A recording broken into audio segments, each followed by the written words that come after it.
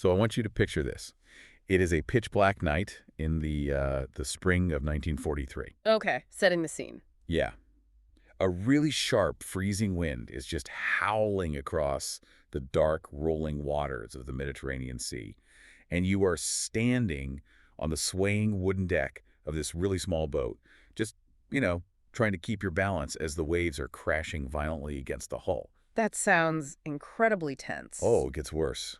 The air is super tense because there's this distant, heavy rumble of wartime patrol engines echoing somewhere out in the darkness. It's this constant reminder of the danger that's completely surrounding you. Right, because it's the middle of the war. Exactly. Your friends are huddled nearby on the deck, and they're holding onto the railings, and their voices are hushed and nervous and just full of anticipation because you are about to try something that has literally never been done before in human history. Oh, wow. Yeah. You reach down and lift 3 massive, super heavy metal cylinders, and you strap them securely onto your back. The canvas straps are digging into your shoulders. The metal is absolutely freezing. I can practically feel how cold that would be. Right. And then you bring this strange, awkward rubber mouthpiece to your lips, and you bite down hard. You step up onto the railing, you lean forward, and you plunge right into the freezing water. And the ocean just swallows you up. Instantly. The crushing weight of the water presses in on you from every single direction. It is complete darkness. Panic tries to set in because, every human instinct in your brain is screaming that you do not belong down here. It's screaming at you to kick for the surface. Exactly. You open your mouth to take this desperate breath, fully bracing for that terrifying choke of salt water. But instead, this smooth, perfect, life-giving flow of sweet air just fills your lungs. Which had to be a complete shock. The total shock. And suddenly, the crushing weight of those heavy metal tanks completely vanishes. You are completely weightless, like you're flying horizontally through the dark water.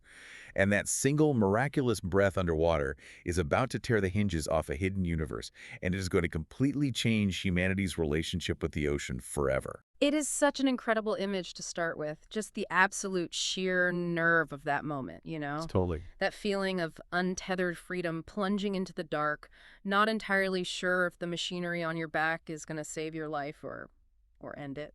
It's mind-blowing. Welcome back to Saltwater Stories, everyone. We are so thrilled you are joining us for another journey today.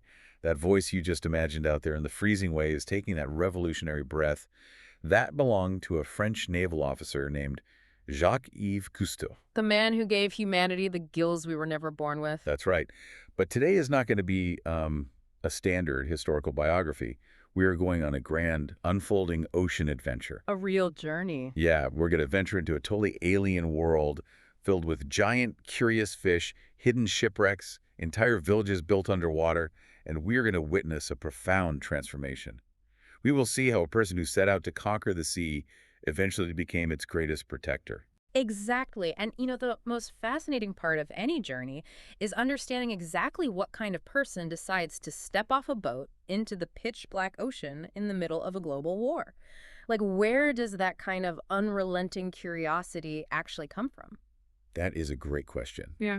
And, I was reading through the historical accounts of his childhood, and I found this one scene that I just couldn't get past. Oh, tell me. So picture a 13-year-old boy in France. It's a normal afternoon, but he is standing outside his school, picking up these heavy stones from the dirt and methodically throwing them at the building's windows. Wait, really? At his own school? Yeah. He breaks one window, the glass shatters everywhere, then he picks up another stone and breaks a second window. And he doesn't stop until he has shattered 17 windows in a row. That is a lot of broken glass. Was he just a really angry kid? That's the craziest part. He isn't doing it because he is angry. He isn't throwing a tantrum. He just wants to see what will happen. Oh, wow. He wants to study the trajectory of the rocks, the sound of the glass breaking, the actual physical consequences of the action. I mean, it sounds like a complete nightmare for his parents, but it perfectly captures his scientific mind. Exactly. He was constantly testing boundaries, and you see that exact same mindset in another story from his childhood. This same boy saved up all of his hard-earned money to buy a brand new, incredibly complex cinematic movie camera. Oh, I love this story. Right. It was a total marvel of engineering for the time, and the very first thing he does when he brings it home, he doesn't film anything. No. No, he sits down at a table and takes the entire camera apart. Gear by gear, spring by spring. Yeah. He spreads the pieces out just to see exactly how they all fit together. Which is such a massive contradiction, right? I love this detail so much. You Mhm. have a child who is literally obsessed with dismantling things, sometimes destructively, who will eventually go on to build and put together the greatest exploration team in history. It's so true. But to really understand this boy, we have to look at the physical reality of his childhood. Because he wasn't this robust, adventurous kid scaling mountains. Right, not at all. He was born in 1910 in a small town in southwestern France, and his early life was entirely defined by physical frailty. Yeah, he suffered from a very painful intestinal condition called enteritis. Yeah. It made him chronically thin, sickly, and terribly weak. Sounds awful. It was. While other kids were outside playing rough sports, running around, and building up their physical strength, he was constantly fatigued. He was always a fragile kid who had to be careful. Gravity itself felt like an enemy to him because his muscles were so weak. But then something happens that completely shifts his perspective. His family takes a summer trip to the United States, to this quiet place called Lake Harvey in Vermont, Okay. and the young boy wades into the cool water of the lake. The water rises up to his chest, and he realizes something profound. In the water, his sickness simply does not matter. It is a moment of total liberation for him. Absolutely. Think about the physics of buoyancy, right? When you are on land, gravity is constantly pulling your mass down against the earth. Every step requires your muscles to fight that downward pull. Which is exhausting if you're sick. Exactly. But when you submerge yourself in water, Archimedes' principle takes over. The water pushes upward against your body with a force equal to the weight of the water you displace. Right, so it's like the water becomes his own personal anti-gravity chamber. That's a great way to put it. On the shore, his frail frame makes every step exhausting. But the second he slips beneath the surface, the water cradles him. It holds him up. He doesn't have to fight gravity anymore. His frail, sickly body suddenly becomes strong and fast and capable. Yeah. He can move in 3 dimensions. And if we connect these two early childhood threads, it is Right. remarkably prophetic. How so? Well, on one hand, you have this absolute obsession with machinery, taking apart that camera to see how the gears work. Yeah. On the other hand, you have this profound love for the weightless freedom of being suspended in a fluid. Those are the two exact ingredients he will eventually need to invent modern scuba diving. Oh, that's brilliant. Right, he needs to build a machine that allows a human to stay weightless. Even if he had no idea yet. And he really didn't have any idea, because as he grew up, got healthier, and eventually entered the French Naval Academy, his ultimate dream was not the ocean at all. Wait, really? What was it? He graduated as a gunnery officer, traveled the world on ships, but he was always looking up at the sky, not down at the water. He desperately wanted to be a naval aviator. He wanted to fly airplanes through the clouds. Which actually makes perfect sense when you think about it. Right. Because what is an airplane? It is a complex machine that allows a human being to experience three-dimensional freedom. Exactly. It is the ultimate expression of defying gravity. He went through rigorous flight training, and he was completely determined. He was right on the verge of getting his wings and becoming a pilot. But history and life, they have a way of completely redirecting our paths, sometimes violently. Yeah. Which brings us to a really dark night in the year 1936. This is the moment everything changes. Picture a winding, treacherous mountain road in the Vosges Mountains of France. Okay. A thick, heavy fog has rolled in. Cousteau is driving a Samson sports car down the mountain. Suddenly, without warning, the car's headlights short out. Total darkness. He can't see the curve ahead. The tires lose traction, the car plunges right off the edge of the foggy mountain road, and it crashes violently into a steep ravine. The aftermath of that crash is absolutely horrific. He is pulled from the mangled wreckage, barely alive. The trauma to his body is severe. How bad was it? Both of his arms are completely shattered, fractured in multiple places. The right side of his body is entirely paralyzed. Wow. And it gets worse. He develops a severe infection in the broken bones of his arms, and the hospital doctors give him a grim, terrifying ultimatum. The infection is spreading, and they tell him they need to amputate his right arm immediately to save his life. But he refuses, right? He does. He is incredibly, almost recklessly stubborn. He tells the doctors, absolutely not. He will not let them take his arm. And miraculously, he survives the infection, and he keeps his arms. But as he lies in that hospital bed, a devastating reality sets in. His flying career is instantly, permanently destroyed. Yeah, you cannot be a military aviator pulling high G forces and steering complex aircraft with shattered, paralyzed, atrophied arms. It is a moment of total despair. The Uh, dream he had worked his entire young adult life for was just gone in an instant. So to heal, his doctors order him to undergo a grueling, exhausting physical therapy regimen. Right. He is told he must swim daily in the cold waters of the Mediterranean Sea near Toulon just to try and rebuild a fraction of the lost muscle mass in his arms. So day after day, he is out there in the salt water. He is just swimming for survival, doing these painful strokes, staring down into this blurry, stinging green void. Which sounds miserable. Totally miserable.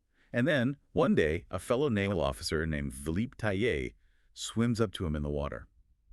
Taillet hands him a very strange, primitive little invention.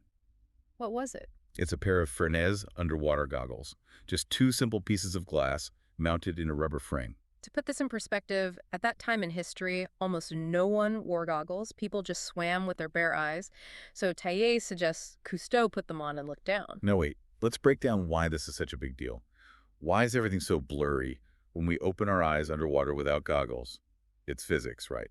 It is entirely about how light bends, which is called refraction. Our eyes evolved to see in the air. Okay. The clear front part of your eye, the cornea, bends the light that comes in so that it focuses perfectly on the retina at the back of your eye. Right, that makes sense. But water is much denser than air, so when your bare eye touches water, the light doesn't bend enough as it enters the cornea.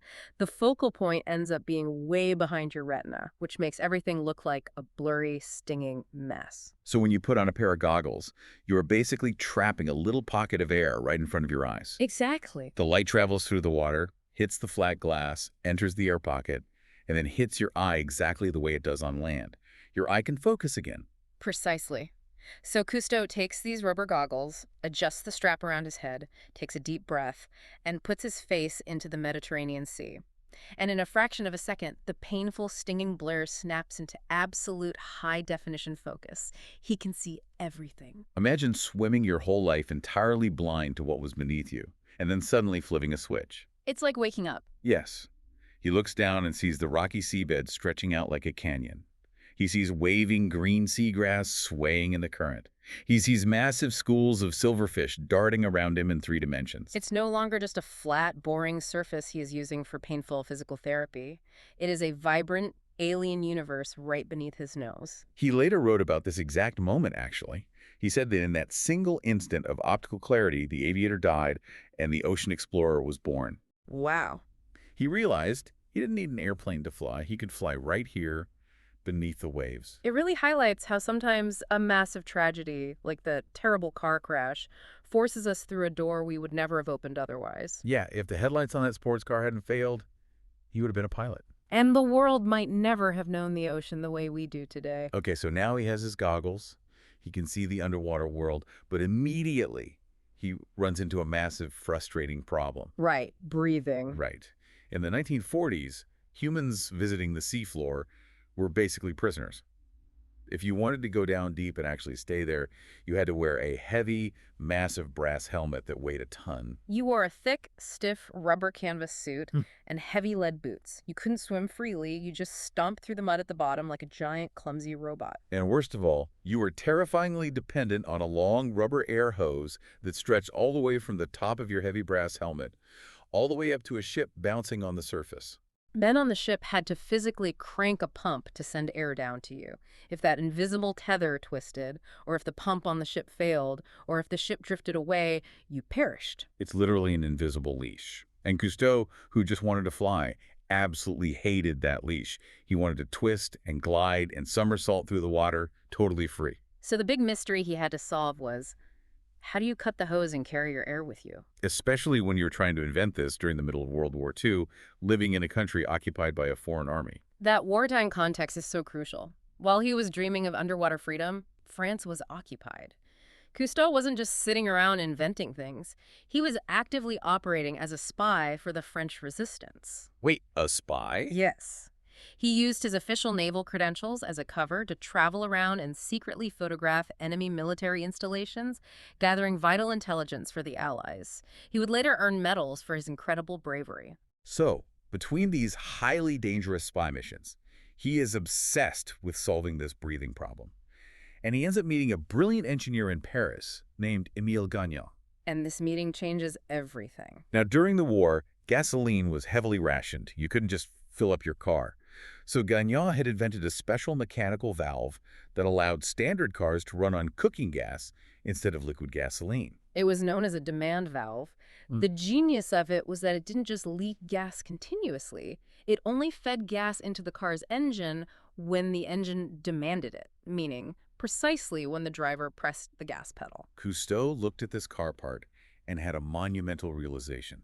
This is exactly what a human lung needs to breathe underwater. Now wait, I have to stop you here, because this is the part that always confuses people. Okay, what is it? Why do you even need a complex mechanical valve? If you have a tank of compressed air on your back, why can't you just hook a rubber tube to it, put the tube in your mouth, and suck the air out? Oh, I see. Or for that matter, why couldn't you just take a really, really long garden hose, leave one end up on the dry beach, swim down 50 feet, and just suck fresh air down through the hose? It all comes down to the crushing, inescapable reality of water pressure. Water is incredibly heavy, much heavier than air. Right. For every 33 feet you descend into the ocean, an entire atmosphere of pressure is added to your body. Let's make this really relatable. Imagine you are lying flat on your back on the floor, and someone places a heavy-weighted blanket right on top of your chest. Okay, I can still breathe. Right, you can Yeah. still breathe.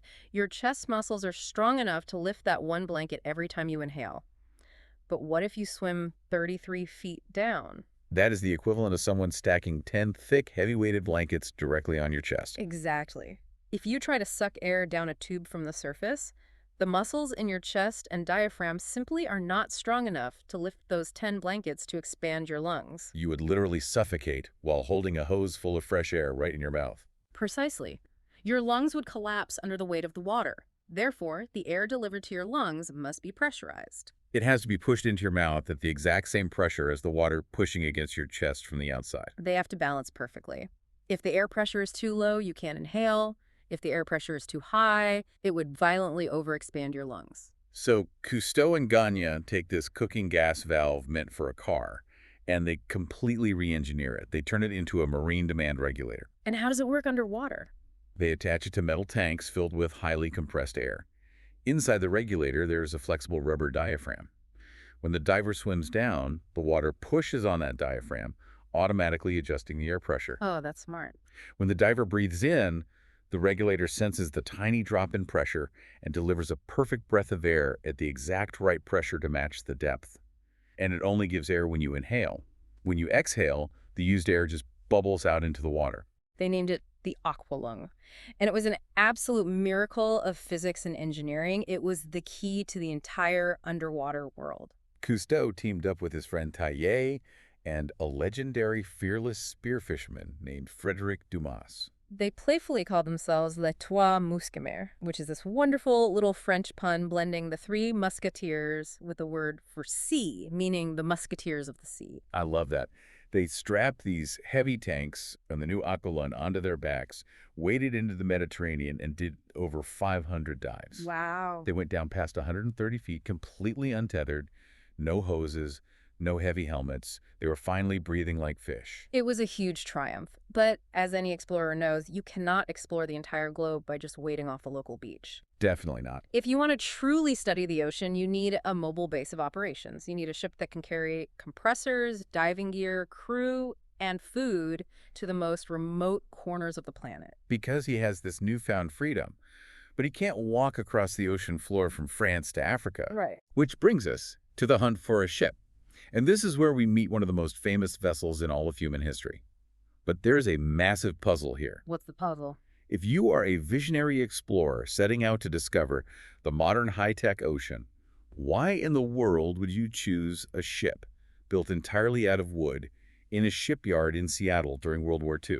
It seems completely backwards, doesn't it? You would think he would want a sleek, steel-hulled, modern ship. Yeah. But choosing a wooden ship was actually a brilliant, highly specific choice. The ship was originally constructed for the Royal Navy as a minesweeper. Okay, I'm minesweeper. During the war, naval forces defended harbors by dropping explosive sea mines into the water. But these weren't always contact mines that blew up when you bumped into them. Many of them were magnetic mines. Right. They had sensors that detected the massive magnetic field created by thousands of tons of steel moving through the water above them.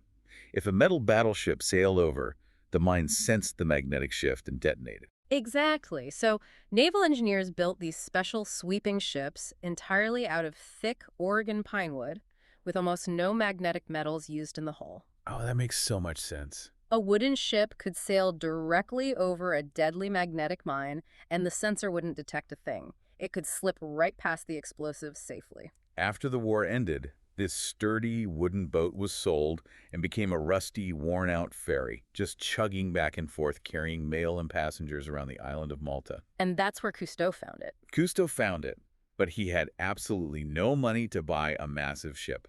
Enter a secret millionaire, a British businessman named Thomas Lowell Guinness.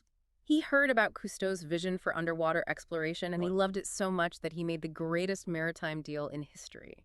Guinness bought the ferry and leased it to Cousteau for the symbolic price of exactly one single French franc per year. We are talking less than a few pennies. The only condition Guinness had was that Cousteau had to keep his identity a total secret, which he honorably did until the businessman passed away decades later. Cousteau took this rusty wooden ferry and completely transformed it into the legendary exploration vessel, the Calypso. He heavily modified it. He added a helicopter pad on the back deck so they could scout coral reefs from the air. He also built what they call the false nose. This was an incredible feature. What was that? It was a metal chamber attached to the very front of the ship's bow, extending 8 feet down below the waterline. It had thick glass windows so a crew member could climb down inside, sit comfortably, and watch dolphins riding the bow wave underwater without ever getting wet. The Calypso became a floating laboratory, a true symbol of discovery. But a ship of wood and machinery is absolutely nothing without the people who keep it running. And here's where we get to a part of the story that just doesn't get told nearly enough. Yeah, it really doesn't. Because when you picture the crew of the Calypso, you probably picture a bunch of rugged, tanned men in iconic red beanie caps leaning over the railings. Right. But the true heart, the absolute driving engine of that entire ship, was Simone Melchior Cousteau, Jacques' wife. Simone's role in this history is monumental, and far too often it is completely unsung. She wasn't just tagging along. Not at all. She was born into a family of highly decorated French naval admirals. She understood the sea better than almost anyone. In fact, if we trace the history back, she was the one who actually introduced Jacques to the engineer Émile Gagnon in the first place. Wow. So without Simone making that introduction, the Aqua-Lung literally never gets invented. Exactly, and it doesn't stop there.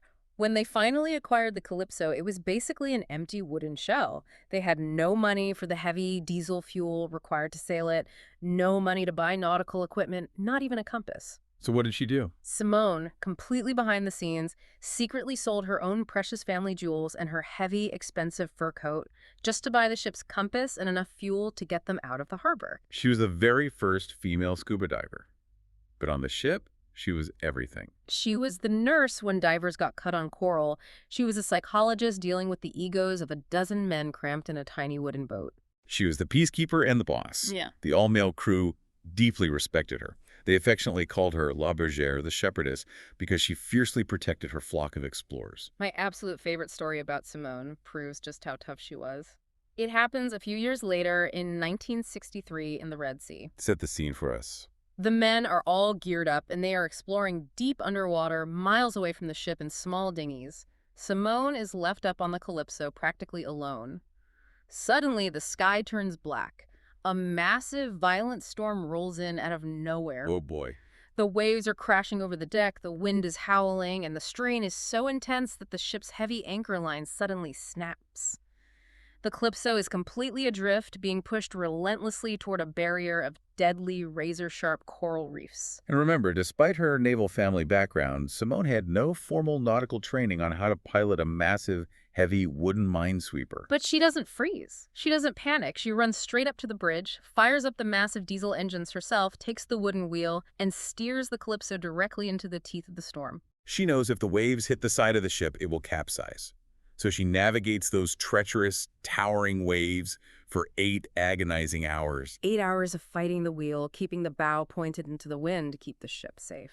When the storm finally breaks and the sea calms down, she calmly turns the ship around and brings it right back to the exact spot to rescue the stranded, completely bewildered men who had surfaced and thought their ship was lost. She is the absolute definition of a hero. Her story perfectly highlights a crucial truth. Women have always been vital to the great oceanographic explorations of history, even when the history books of the time or the television cameras unjustly kept them out of the frame. Absolutely. So she saves the ship in 1963 in the Red Sea. And that specific Red Sea expedition leads us to our next great mystery. Because the crew wasn't just there to swim around and look at fish. What were they doing?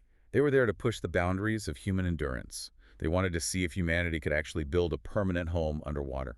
This is where the story shifts from exploration to pure science fiction brought to life. I want you to picture a really strange scene. Imagine a bright green parrot named Claude. Okay, a parrot. He is sitting happily on a wooden perch inside a standard bird cage, munching on some seeds. But outside the bars of his cage, there is no blue sky. There are no trees. There is only the dark, rolling, blue-green water of the Red Sea, 33 feet below the surface. A school of fish swims right past the birdcage. It sounds completely impossible, but it was absolute reality. Claude the parrot was living inside an experimental underwater village called Conshelf II. The mystery here is, how do you manage to build a functional, breathable village underwater in the 1960s, where humans and a parrot can live comfortably for an entire month without coming up to the surface? Because if they are breathing pressurized air for a month, shouldn't they die when they try to come back up? Exactly.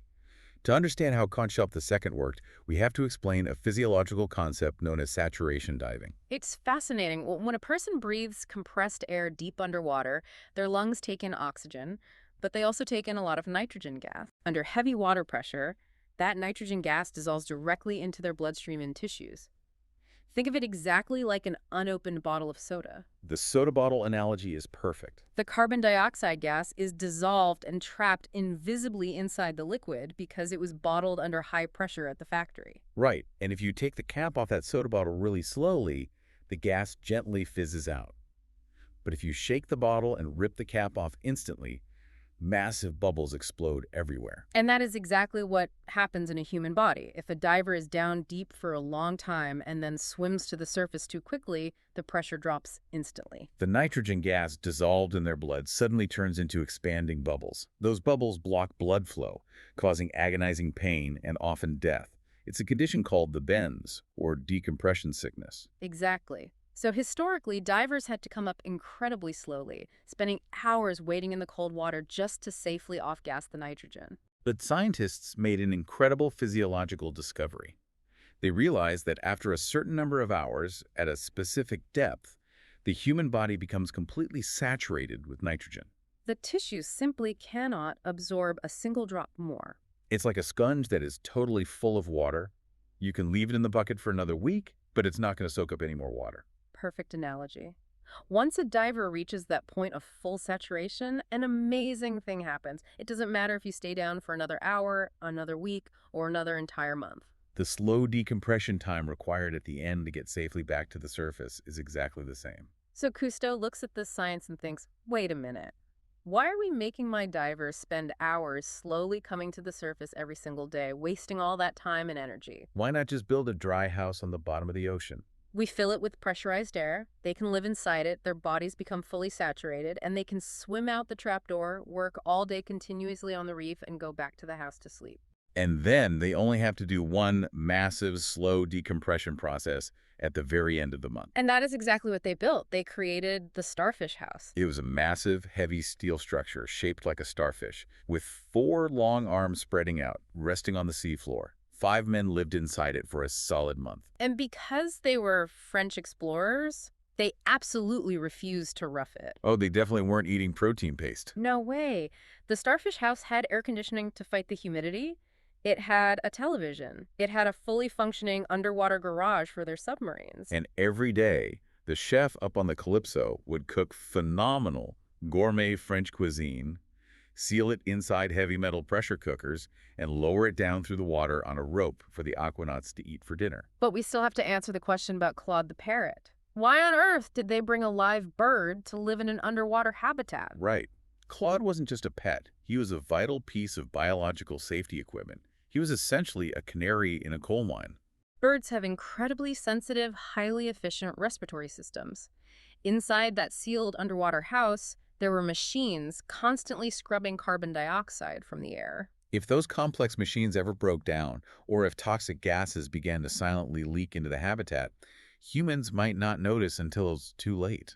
But Claude the parrot would show visible signs of distress at the very first trace of bad air, giving the crew vital time to fix the machines or evacuate. Fortunately for everyone, the systems worked perfectly, and Claude lived very happily down there. The Conshelf villages were a massive leap forward for humanity, proving we could colonize the ocean floor. But they were still relatively shallow, only about 30 to 35 feet down. Cousteau's curiosity couldn't be contained by the shallow reefs. He wanted to go deeper, hundreds of feet down into the crushing, freezing darkness where even the Aqua-Lung couldn't protect a human body. So they partnered with engineers to build a revolutionary submarine called the SP-350, better known as Denise. Also known as the diving saucer. Because if you look at a picture of most submarines from that era, they look like big, long, boring metal cylinders, like military torpedoes. But Denise looked absolutely wild. It looked exactly like a classic bright yellow flying saucer straight out of a vintage sci-fi comic book. The flattened saucer shape wasn't just for looks, right? It was brilliant engineering. Yeah, a spherical or flattened saucer shape is structurally superior for deflecting the immense, crushing water pressure found deep in the ocean. The pressure distributes evenly across the curved steel hull. And the inside of the diving saucer was just as unique. It didn't have a standard cockpit with upright chairs and steering wheels. No, the cabin was so small that the two pilots had to slide inside and lie completely flat side by side on their stomachs, resting on comfortable mattresses. They would spend hours peering out through these thick, tilted acrylic glass windows that looked like giant eyes. What truly set the diving saucer apart was how it moved. Standard submarines used big, clunky, noisy propellers. But propellers churn up the water, stir up massive clouds of silt from the seafloor, and the noise scares away all the marine life. Denise didn't have propellers. It moved using a highly innovative water jet propulsion system. It would suck water in through vents and blast it out through small, steerable nozzles. Exactly. This allowed the pilots to rotate the saucer on a dime, spin around tight underwater canyons, hover completely silently over delicate corals, and observe the ocean without disturbing it. Which was the entire point. They weren't building these incredible machines just for the mechanical thrill of it. They were going down into the dark to observe the wildlife. They wanted to meet the colorful friends living in this silent world. And this leads to a massive shift in how humanity viewed nature. You have to remember, for centuries, the general public viewed the ocean as a dark, terrifying, hostile void. It was filled with unfeeling, cold-blooded monsters. To the average person, fish were just slippery things you pulled out of the water on a sharp hook to eat, or they were dead, slimy specimens floating in jars of formaldehyde in a museum. Nobody thought of a fish as having a personality. Cousteau changed that completely. He humanized the ocean. And he did it by showing us a waltz. A waltz. Let's go back to Frédéric Dumas, the legendary diver from the early days. During one of their underwater expeditions, Dumas encounters a massive, wild, 50-pound grouper fish. Now, a fish that big with a mouth that wide staring you down would terrifying most people. But the crew decides to name him Jojo. And Jojo the grouper turns out to be incredibly, almost impossibly curious. Instead of swimming away in fear or acting like a mindless predator, Jojo starts following Dumas around the reef. He shadows him everywhere, acting less like a wild fish and much more like a loyal, playful puppy begging for attention. There's this beautiful, iconic footage of Dumas and Jojo swimming together. Dumas spins, and the massive fish spins with him, twisting and turning in a delicate, perfectly choreographed underwater waltz. The grouper actually lets Dumas reach out and pet his scales and lets the divers feed him by hand. When global audiences saw that footage in movie theaters, it completely blew their minds. They realized, wait, these creatures have personalities, they have curiosity, they can play. Cousteau was, above all things, an absolute master of storytelling. He understood a fundamental psychological truth about human nature. Facts and data alone do not change minds, emotions do. You can throw scientific statistics at people all day long about ocean biodiversity, but if you want them to genuinely care about saving a reef, you have to make them feel something. You have to introduce them to Jojo. And capturing that emotion required incredible technical ingenuity.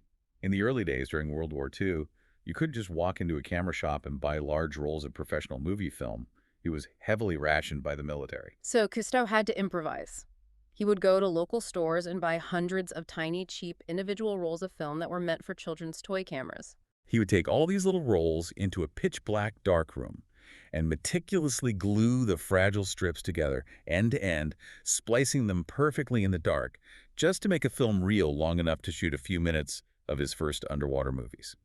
That sheer determination paved the way for his absolute masterpiece in 1956, the feature film The Silent World.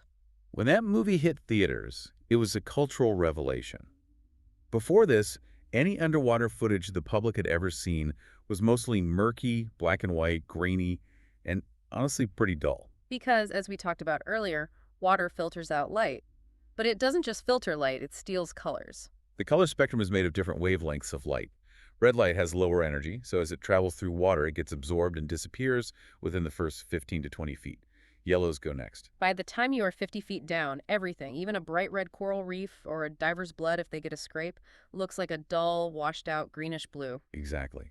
The color is physically there, but the sunlight required to see it can't penetrate the water. So Cousteau fixed this by bringing the sun down with him. He mounted massive, incredibly powerful artificial lights onto his underwater cameras. When he swam down to a deep, dark blue reef and suddenly switched those floodlights on, the coral exploded on film in brilliant fiery reds, bright sunshine yellows, and stunning purples. The public sitting in movie theaters was seeing the true, vibrant colors of the deep ocean for the very first time in human history.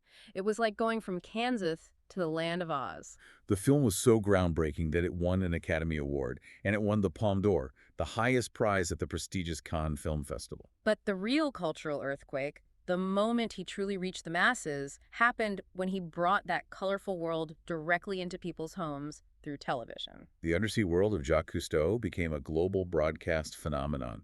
Millions of families would gather around their living room sets every week to watch the crew in those iconic red beanie caps. And by the way, I have to mention the beanies. Because they look like a fashion statement, but they were actually a deeply respectful historical nod. The traditional heavy hard hat divers from the 1800s used to wear thick red wool beanies to cushion their skulls against the heavy brass helmets and to keep their heads warm in the cold depths. The Calypso crew wore them to honor the pioneers who came before them. It's a wonderful detail. Through the magic of the television screen, Cousteau didn't just show pretty corals. He demonstrated that marine mammals were highly intelligent, complex beings. He was actually one of the first people to successfully guess that dolphins used echolocation. Let's explain echolocation for a second. It's essentially biological sonar. A dolphin sends out a series of high-frequency clicking sounds from its forehead. Those sound waves travel through the water, bounce off a solid object like a fish or a rock, and the echo bounces back to the dolphin's jaw, allowing its brain to calculate exactly how far away the object is, how big it is, and even how fast it is moving. And Cousteau deduced this purely through keen observation, long before academic biologists managed to prove it definitively in a controlled laboratory. He watched dolphins swimming incredibly fast, just ahead of the Calypso's bow. He noticed they could perfectly navigate around hidden underwater obstacles, reefs, and debris, even in murky water or at night without looking. He realized they had to be using sound to see the water ahead of them. It's brilliant. And when you think about it, how does seeing an animal's complex personality, its intelligence, and its playfulness on screen change the way a person treats the natural world? It forces a profound psychological connection. Once you see a dolphin playing or a grouper dancing, you can't just treat the ocean as a giant mindless grocery store or a dumping ground anymore. You have to respect it. Which brings us to a very challenging but absolutely essential chapter in this adventure. Because if we are going to talk about respecting the ocean, we have to talk about a concept called shifting baselines and the slow, sometimes painful evolution of environmental ethics. This is a tough pivot, but it's vital. Yeah. We're going to open this part of the story with a scene from his famous movie, The Silent World, that is genuinely shocking and upsetting to watch today. It really is. The crew is sailing along a beautiful, pristine coral reef. In order to count the different species of fish living in the area, which was a standard accepted scientific surveying method at the time, they light sticks of dynamite and throw them directly into the water. A massive, violent explosion rips through the delicate coral. The shockwave kills everything nearby, and hundreds of dead fish float to the surface for the scientists to scoop up and gather. And unfortunately, there's an even more difficult scene. Later in the voyage, the Calypso steers too close to a pod of sperm whales. The ship accidentally hits a baby whale with its heavy spinning propellers, severely injuring it. To end the calf's suffering, the crew shoots it. The blood in the water inevitably draws a massive pack of hungry sharks. The crew, feeling angry and protective over the baby whale, react with what can only be described as misplaced prejudice. They haul the sharks up onto the wooden deck of the ship and brutally slaughter them with axes, while the narrator calmly declares to the audience that every sailor naturally, instinctively hates sharks. You watch that footage today, with our modern understanding of the ocean, and you are horrified. It feels like a betrayal. You ask yourself, how could the man who blew up a reef and who killed sharks out of spite eventually become the greatest, most passionate protector of the sea in human history? To understand this, we have to deeply examine the concept of shifting baselines. A baseline is what a generation considers to be the normal state of the world when they first encounter it. In the 1940s and 1950s, the ocean was viewed by almost everyone on Earth, scientists, politicians, and explorers alike, as an absolutely infinite, endless, indestructible resource. It was so vast and so deeply full of life that people genuinely believed humanity could not possibly put a dent in it. If you blew up a piece of coral, they assumed it would just instantly grow back because the ocean was limitless. And apex predators, like sharks or wolves, were widely culturally viewed as evil, bloodthirsty vermin that actively needed to be eradicated to protect the good animals. Right. That was the baseline in the 1950s. They simply didn't know better. But over the next couple of decades, something profound shifted. Cousteau is unique because he didn't just visit the ocean once. He kept going back. He would return to the exact same coral reefs in the Mediterranean and the Red Sea that he had first explored in the 1940s. And because he had been there before, he had a memory of the original baseline. He saw the changes with his own eyes. The water, which used to be crystal clear, was turning murky and polluted. The colorful corals were bleaching white and dying, and the massive sprawling schools of fish were simply vanishing. The ocean wasn't infinite, it was fragile. This realization leads to Cousteau's greatest strength as a human being, and perhaps the most important lesson of his entire life.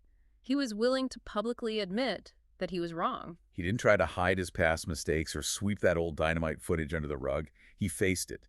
He transformed his immense guilt over his early ignorance into a fierce, unrelenting advocacy. As ecology advanced, he realized that apex predators like sharks are completely biologically essential. They weed out the sick and dying fish, maintaining the delicate balance of the entire food web. He spent his final 30 years desperately fighting to protect the exact same sharks he once hurt.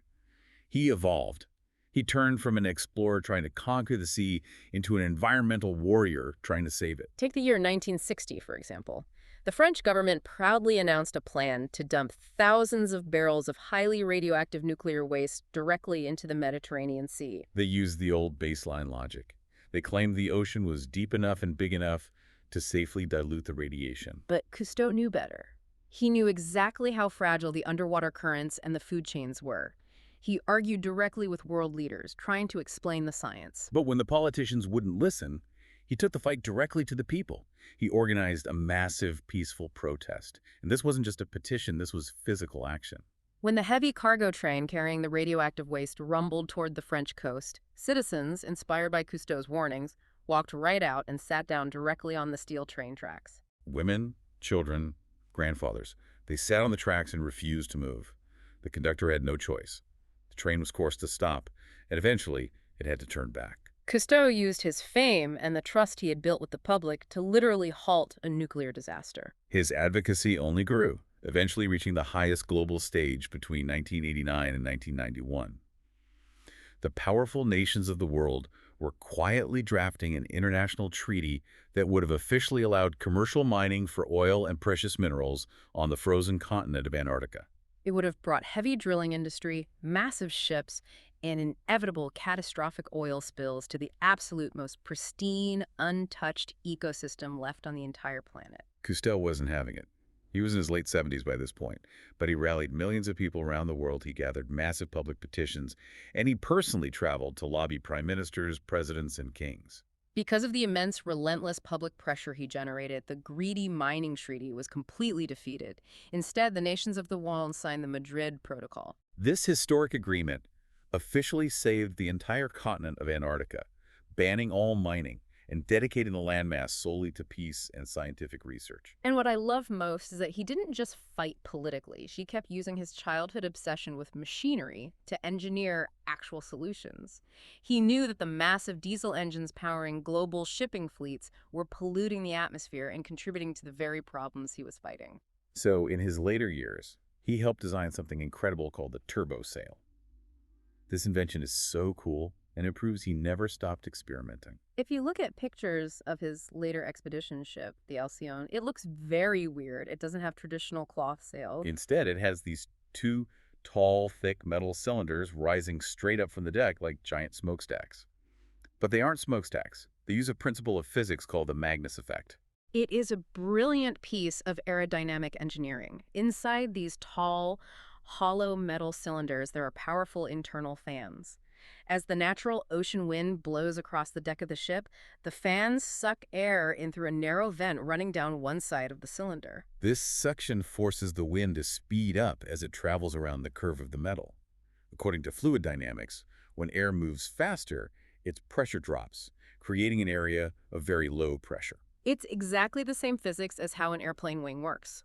The curved top of an airplane wing makes the air move faster, creating low pressure above the wing, which literally sucks the heavy plane up into the sky. But on Cousteau's ship, the wing is standing straight up. So the low pressure forms on the front of the cylinder, and it literally pulls the entire heavy ship forward horizontally through the water. By harnessing the wind this way, he drastically cut down the amount of dirty fossil fuel the ship needed to burn. He was pioneering green shipping technology decades before it became a popular buzzword. He brought his life completely full circle. From the boy who wanted to fly airplanes in the sky, to the man using aerodynamics to sail the sea and protect the Earth. So, as we look back over this entire incredible voyage, what does this all mean? We've traveled from a curious, frail boy throwing rocks through schoolhouse windows, to a broken, paralyzed body lying on a foggy mountain road, to a brilliant visionary who literally engineered gills for humanity. It means that Jacques Cousteau and his incredibly brave, dedicated team took our species from staring blankly at the flat, reflective, impenetrable surface of the water to swimming freely, untethered, among the towering kelp forests and the vibrant coral reefs. He gave us the physical technology, the Aqua-Lung, the diving saucer, the underwater habitats to physically go down and see the ocean. But more importantly, he gave us the emotional stories, the films, and the waltzing groupers we needed to actually fall in love with it. And crucially, in his final act, he gave us the urgent, passionate warnings we needed to protect that fragile world from our own destructive habits. He proved that insatiable curiosity can be a genuine superpower, and that having the courage to admit your past mistakes is the very first step to saving the future. We want to thank you directly for joining us on this incredible voyage through history.